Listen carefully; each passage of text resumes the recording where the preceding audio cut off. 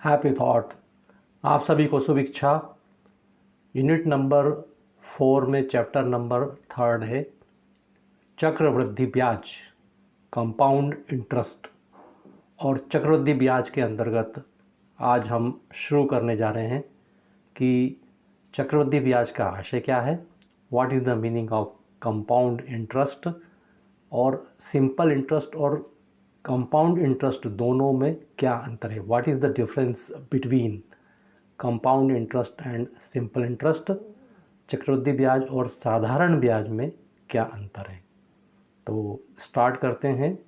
Open book exam को ध्यान में रख कर के ये वीडियो बनाए जा रहे हैं आपके लिए, और बिजनेस लॉ की सीरीज़ भी चल रही है, साथ ही साथ बिजनेस मैथ्स की भी सीरीज़ चल रही है। पिछले जो वीडियोस थे उसमें हम लोगों ने साइमल्टेनियस इक्वेशन से संबंधित प्रश्न देखे हैं, और यदि इन चैप्टर से संबंधित आपकी कोई क्वेरीज़ हों तो उसको आप चैट बॉक्स में ज़रूर लिख सकते हैं, और कमेंट बॉक्स में लिख करके उनको आप मुझे हल करने के लिए सहायता ले सकते हैं मुझसे। तो चक्रवृद्धि ब्याज का पहले मीनिंग लेते हैं, आशय क्या होता है। यहाँ पर हम ध्यान रखेंगे कि जो एक बेसिक अमाउंट होता है उसको हम मूलधन कहते हैं, जो कि उधार दिया जाता है, और उसको प्रिंसिपल के नाम से जाना जाता है, प्रिंसिपल के नाम से जाना जाता है, उसको मूलधन कहा जाता है। तो जब मूलधन पर ब्याज निकाला जाता है, साधारण ब्याज निकाला जाता है, जिसका सूत्र रहेगा मूलधन गुणित दर गुणित समय बटा 100, P/R/T/100। ये आप हमेशा करते हुए आए हुए हैं। तो जब मूलधन में ब्याज जोड़ दिया जाता है तो उसको कहा जाता है मिश्रधन। मिश्रधन को अंग्रेजी में बोला जाता है amount. The total of principal plus interest is called as amount. और जब मिश्रधन पर फिर से ब्याज की गणना की जाती है और उस ब्याज को चक्रवृद्धि ब्याज कहा जाता है। तो साधारण ब्याज जो होता है वो केवल मूल राशि पर लगाया जाता है, प्रिंसिपल अमाउंट पर कैलकुलेट किया जाता है, जबकि इसके विपरीत जो चक्रवृद्धि ब्याज होता है, जैसा कि इसके नाम से ही स्पष्ट हो रहा है, कंपाउंड यानी चक्र के अनुसार लगना, बराबर इसमें चक्रानुसार वृद्धि होती रहती है। कंपाउंड इंटरेस्ट, ब्याज हमेशा बढ़ता रहता है, क्योंकि जो मिश्रधन इस साल बना है वो अगले साल के लिए मूलधन कहलाएगा। तो जो भी इस साल अमाउंट बना है वह कहलाएगा अगले साल के लिए प्रिंसिपल। तो ये महत्वपूर्ण अंतर है दोनों में। इसको एक उदाहरण से क्लियर कर लेते हैं। फॉर एग्ज़ाम्पल, जैसा कि आपको ब्लू स्क्रीन में दिखाई दे रहा है, 1000 रुपये मान लीजिए मूलधन है, 10% ब्याज की दर है, और 10% ब्याज गणना के करने के पश्चात 1000 रुपये के ऊपर 10% जो होता है वो 100 रुपये मूल इंटरेस्ट बनता है। तो इस 100 रुपये इंटरेस्ट में जब हम 1000 को जोड़ देंगे तो मूलधन और ब्याज मिलकर के 1100 रुपये का मिश्रधन कहलाएगा, यानी अमाउंट कहलाएगा। क्योंकि हम जानते हैं मिश्रधन या अमाउंट का जो फार्मूला है उसके अकॉर्डिंग आपको मालूम है कि हम यदि मान लीजिए मूलधन में ब्याज को जोड़ दें तो मिश्रधन हमें मिल जाता है। Amount plus principal plus amount is equal to principal plus interest is equal to amount. ये फार्मूला है अमाउंट को कैलकुलेट करने का, यानी कि मूलधन में यदि हम ब्याज को जोड़ दें तो मिश्रधन हमें प्राप्त हो जाता है। अब इसमें 1000 रुपये में हमने 100 रुपये ऐड कर दिए तो हो गया 1100 रुपये। अब 1100 रुपये के ऊपर जब ब्याज की गणना की जाती है और वो मान लीजिए ब्याज की दर 10% है, तो ऐसा ब्याज चक्रवृद्धि ब्याज कहलाता है। जबकि साधारण ब्याज में क्या होता है, केवल 1000 रुपये पर हमेशा ब्याज की गणना की जाएगी, जबकि इसके विपरीत जो मिश्रधन आया है उसमें उसके आधार पर 10% की दर से कंपाउंड इंटरेस्ट निकाला जाएगा। फिर इसके अगले वर्ष में 1100 प्लस 110, जैसा कि आपको स्क्रीन पर दिखाई दे रहा है, 1100 प्लस 110 यानी कि 1210 रुपये के ऊपर 10% की दर से चक्रवृद्धि ब्याज की गणना की जाएगी। कहने का आशय है कि इस वर्ष जो मिश्रधन है वो अगले वर्ष मूलधन बन जाता है, यानी कि इस वर्ष जो अमाउंट है वो नेक्स्ट ईयर के लिए क्या बन जाता है, प्रिंसिपल बन जाता है। तो चक्रवृद्धि ब्याज में क्या है, ब्याज पर ब्याज मिलता है और हमेशा ब्याज ज़्यादा होता है। तो आपको समझ में आ गया होगा कि जब मूलधन में ब्याज जोड़ दिया जाता है तो मिश्रधन, और मिश्रधन पर जब ब्याज निकाला जाता है तो उसे चक्रवृद्धि ब्याज कहते हैं। यानी कि निरंतर यह बढ़ता जाता है, क्योंकि हमेशा हर बार मिश्रधन में ब्याज जोड़ेगा और ब्याज जोड़ने के कारण नया जो है अमाउंट बनेगा और नए अमाउंट को लेंगे और नए अमाउंट अगले वर्ष में फिर वो प्रिंसिपल कहलाएगा और फिर उस पर ब्याज की गणना की जाती है। तो चक्रवृद्धि ब्याज का अर्थ हमने समझ लिया है।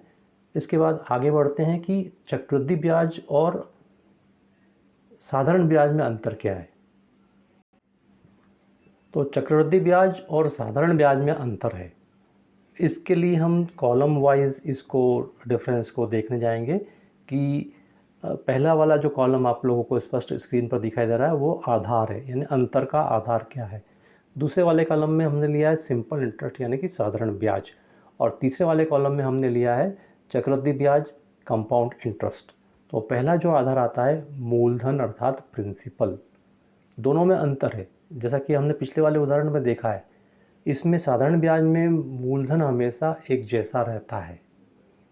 तो मूलधन जैसे मान लीजिए 5,000 रुपये है तो हमेशा मूलधन पर ही साधारण ब्याज लगाया जाएगा, जबकि इसके विपरीत प्रत्येक अवधि में चक्रवृद्धि ब्याज में जो 5,000 रुपये मूलधन है उसमें ब्याज जुड़ेगा, तो अगले वर्ष जो है मूलधन परिवर्तित हो जाता है।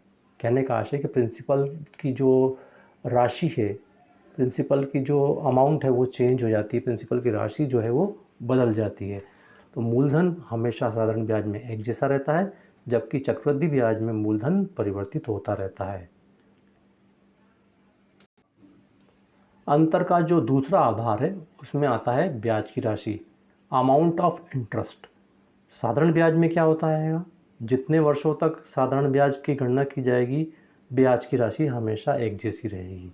जैसे आप पिछले उदाहरण को लें कि 1,000 रुपये के ऊपर 10% की दर से ब्याज लगाना है, मतलब 100 रुपये हर साल का ब्याज बनना ही है।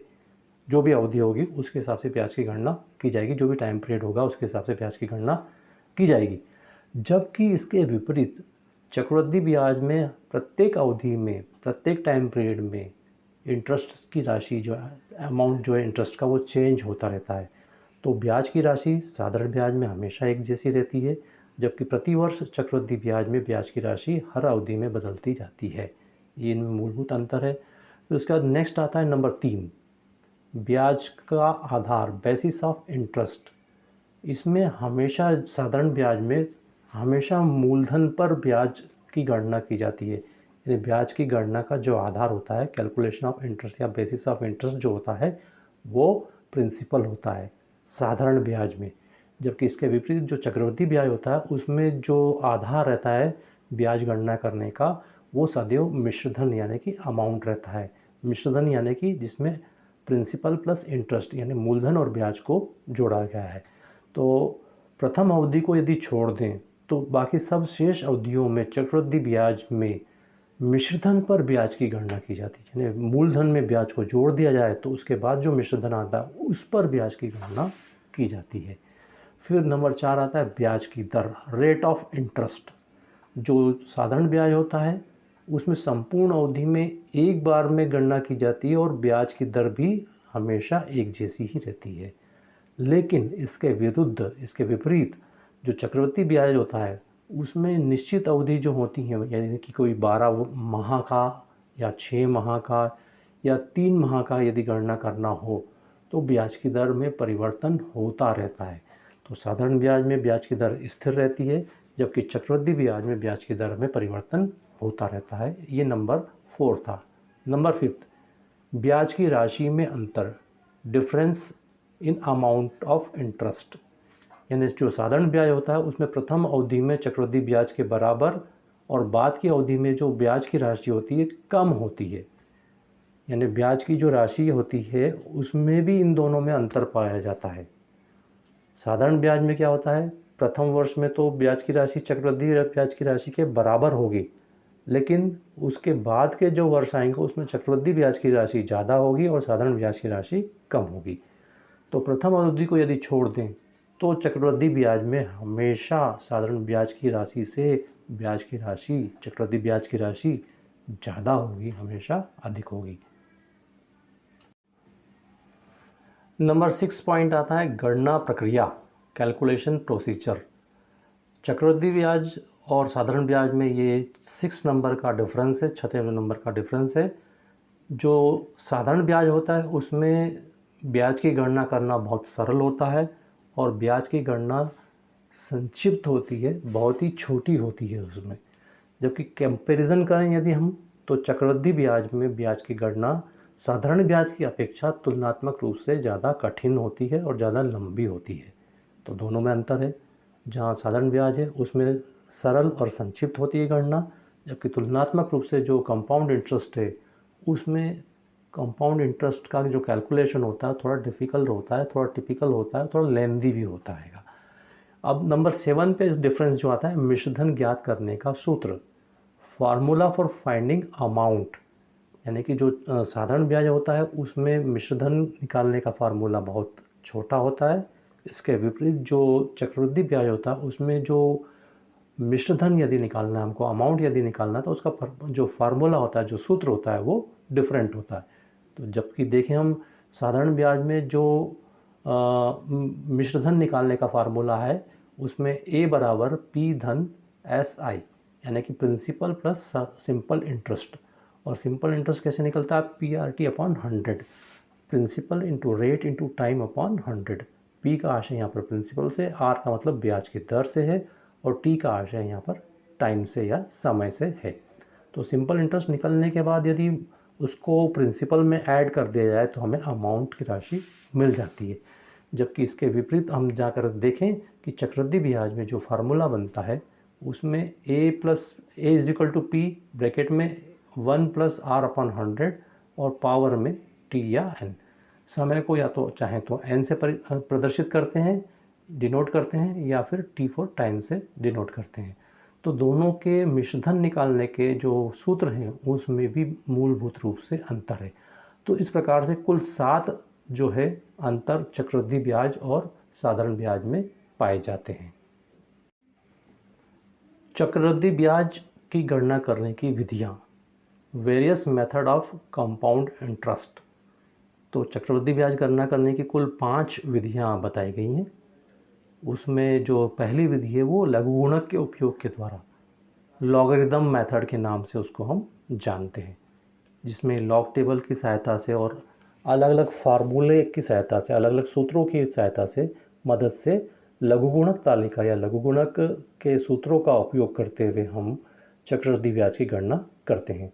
फिर दूसरे नंबर पर आता है सूत्र के द्वारा, फार्मूला मेथड। जैसे साधारण ब्याज का फार्मूला होता है वैसे ही अभी हमने जो पिछला चक्रवृद्धि ब्याज और साधारण ब्याज में अंतर देखा, तो अंत वाले 7 नंबर के बिंदु में हमने देखा था A is equal to P bracket में 1 प्लस R अपॉन 100 ब्रैकेट में पावर के ऊपर T या N। तो सूत्रों के माध्यम से भी हम चक्रवृद्धि ब्याज की गणना कर सकते हैं। फिर उसके बाद नंबर 3 पे आता है साधारण ब्याज रीति से, सिंपल इंटरेस्ट मेथड से भी हम चक्रवृद्धि ब्याज की गणना अलग अलग वर्षों के अलग अलग मिश्रधन को हम मूलधन मान करके करते हैं, जैसा कि मैंने आपसे पहले चर्चा की है। फिर नेक्स्ट आता है ब्याज की तालिका के द्वारा, इंटरेस्ट टेबल मेथड, यानी कि अलग से ब्याज की तालिका बना दी जाती है 10 रुपये के हिसाब से, या फिर परसेंटेज को आधार बना करके कि हर परसेंटेज के लिए ब्याज की दर कितनी होगी, एक तालिका बनाई गई है। उस तालिका के माध्यम से सीधे सीधे चक्रवृद्धि ब्याज की गणना कर ली जाती है। और सबसे अंत में आता है दशमलव रीति के द्वारा, डेसिमल मेथड के माध्यम से भी चक्रवृद्धि ब्याज की गणना की जाती है। तो चक्रवृद्धि ब्याज की गणना करने की कुल मिलाकर के 5 विधियाँ हैं और आगे के वीडियोज़ में हम इनको क्रमशः देखेंगे और विस्तार से उस पर चर्चा करेंगे।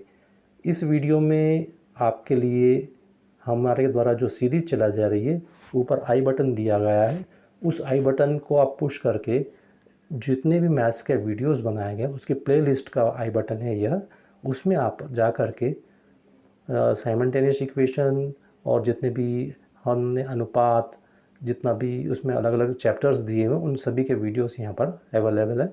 तो आई बटन को पुश करके भी आप उस वीडियोस तक जा सकते हैं। Thank you very much.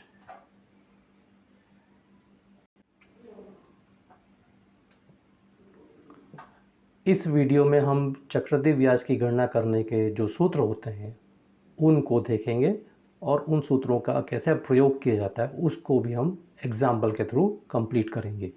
लेकिन उसके पहले हम जान लेंगे कि अलग अलग शब्दावली या टर्म्स क्या क्या होती हैं चक्रवृद्धि ब्याज में जो हम उपयोग में लेकर के आते हैं। तो अमाउंट जो होता है उसको ए से रिप्रेजेंट किया जाता है, डिनोट किया जाता है बाय ए, और अमाउंट का मीनिंग होता है मिश्रधन। फिर जो प्रिंसिपल होता है उसको पी से डिनोट किया जाता है जिसको हम मूलधन कहते हैं, और जो दर होती है उसको आर से डिनोट किया जाता है, उसको हिंदी में दर कहा जाता है और इंग्लिश में कहा जाता है रेट ऑफ इंटरेस्ट, ब्याज की दर। और समय को यहाँ पर टी या एन के द्वारा प्रदर्शित किया जाता है, डिनोट किया जाता है, समय या टाइम के द्वारा डिनोट किया जाता है।